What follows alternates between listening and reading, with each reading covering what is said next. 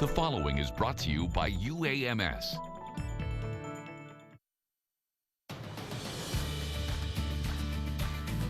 Welcome back to Good Morning Arkansas. The International Diabetes Foundation calls it one of the biggest health threats to the 21st century. The World Health Organization estimates that the deaths from diabetes will rise more than 50% in the next decade. And on this World Diabetes Day, pharmacy professor Dr. Chris Johnson and student Kathryn Barfield from UAMS are here to tell us how we can slow those rising statistics. You guys work with this stuff and you see how it has been affecting people.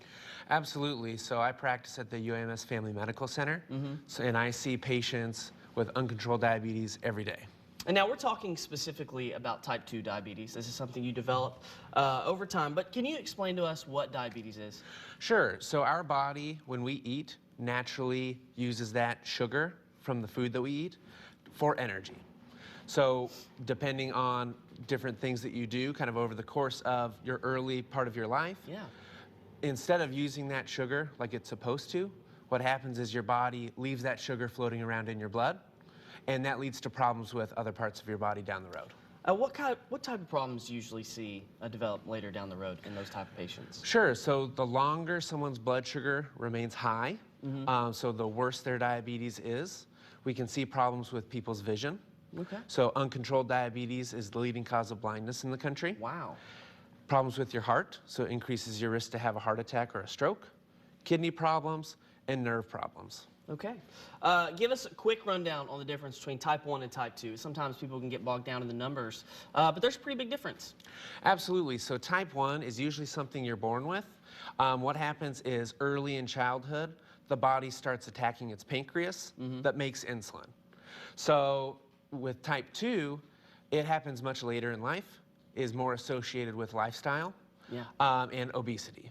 Okay. So type 1 is not something you can prevent, but type 2, there's definitely steps we can take. Type 2 is definitely preventable, and that's what you want to do. You want to prevent this. So Kathryn and Chris, how is the disease controlled? How's it treated? Sure. So it's controlled lifestyle, so healthy eating. What I talk with patients about, there's no such thing as a diabetes diet. It's really a healthy diet and something we all need to be following. So having larger portions of vegetables, smaller portions of meats, and carbohydrate-rich foods. Okay, well those are some really good tips this morning. Let's talk about risk factors for developing type 2 diabetes. Is genetics something to consider, or is it something that is completely developed over time? So it does play a role. But it's more associated with kind of an individual's lifestyle. Yeah. So high carb foods, which is very common throughout the country. Sedentary lifestyles, so if we're not getting up, exercising, moving around, that sugar stays in our blood more. Yeah, that's interesting stuff. Well, how do you test for type 2 diabetes?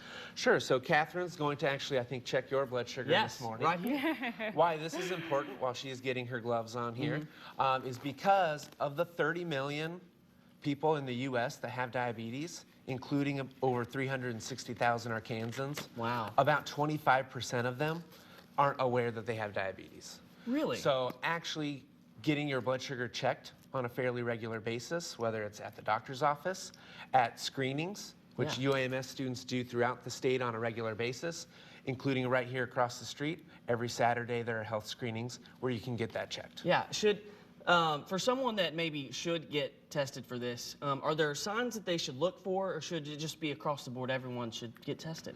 So usually as we get older, so once you get to about 35, 40 years old, your doctor will start doing that on a regular basis. Yeah. But if you notice a lot of unintended weight loss, going to the bathroom much more frequently than you used to, if you're constantly thirsty or hungry or seeing more blurry vision, those are all signs that possibly you might have it's something diabetes. that you might figure out in a wellness check. All right, Kathryn, let's get started. Right or left hand?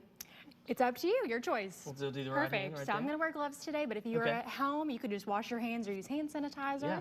So I'm going to go ahead and insert my strip here into my meter. It's going to depend on what kind of meter you have, but it's activated.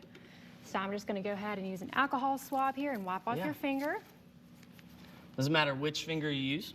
It's up to you. You can pick whatever finger you want. However, to make it more I'll just let you pick. comfortable, I'm going to aim for not the direct center of your finger, but a little off to the side. And a lot of people usually say this is a pretty painless process and the results are almost instantaneous. Yeah, absolutely. Nobody likes getting poked. But this is, and by doing it correctly, which Kathryn is doing for you now. See, you didn't even flinch. It's really not something that we need to be scared of, but can be really helpful in understanding what your numbers are and if you are taking medications to actually help us figure out if those are right for you. Yeah. And is that it? You just have to wait a couple of seconds, and your blood sugar is 90 today. Is that good? That's good. Okay. So we're really shooting really hope for... you wouldn't come on here and say, well, that's not very good, James. And it's going to vary if you've eaten or not. Yeah. Usually if you haven't eaten, we're looking for between 80 and 130.